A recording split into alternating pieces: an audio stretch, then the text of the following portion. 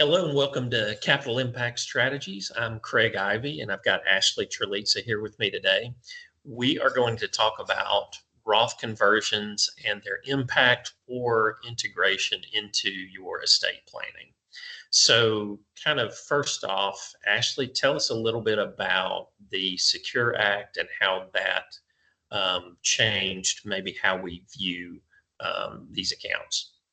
Yeah, exactly. So, Secure Act was passed in 2019 and accomplished a good deal of things, but the one that's most applicable for today is a change in the distribution time frame for non-spousal retirement account Okay. beneficiaries.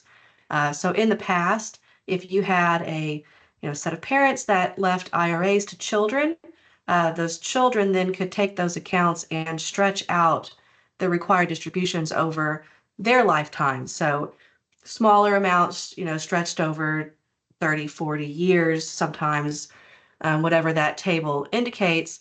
Of course, when you take distributions from an IRA account, that's taxable income. It goes on your return at ordinary rates. But if you're doing that over a great number of years, it's not a huge impact, right? Year over year, Yeah. in terms of what is required. So, what the Secure Act did for those accounts was to compress that distribution time frame down to 10 years. So a non-spousal beneficiary now would have only 10 years to fully withdraw a retirement account that they have inherited.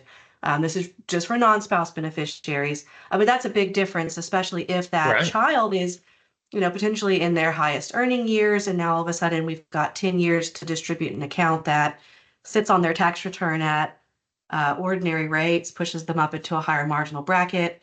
Can be very cumbersome, burdensome, create a lot of tax liability that nobody wants to deal with. Yeah, so I think about if you've got a child, a child beneficiary who's now in their highest earning years, you could have the entirety of that distribution, at a 28 or 32% tax rate.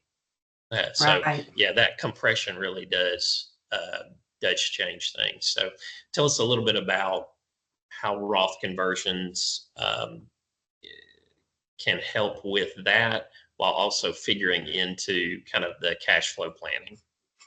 Yeah, so this is where we get into some of these sort of multi-generational, family estate planning ideas. So where the Roth can come in is that while it still has the same 10-year withdrawal time frame for the heirs, Roth is of course funded with after-tax dollars. It grows tax-free. It's a much more tax-efficient asset in the heirs' hands after inheritance. So, a lot of times when we're working with clients and we're sort of plotting out where they want their dollars to go, who's going to inherit.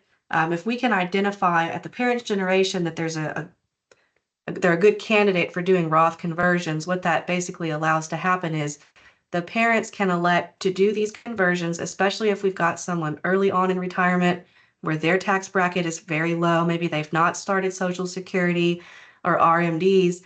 They're able to do those conversions and pay tax at a lower marginal rate, move the money over into a Roth, and then the Roth goes to the kids, after the parents have passed. One thing we look at in terms of cash flow planning is making sure that the clients are, you know, their cash flow is solid, right? They've saved enough. Right. Their spending is appropriate. We run lots of stress tests to try to help tease that out. But if we can hone in on what's an appropriate amount to convert year over year, we would of course be working very closely with the client's CPA on this, Right. just making sure that we're targeting the right amount, we're doing these conversions.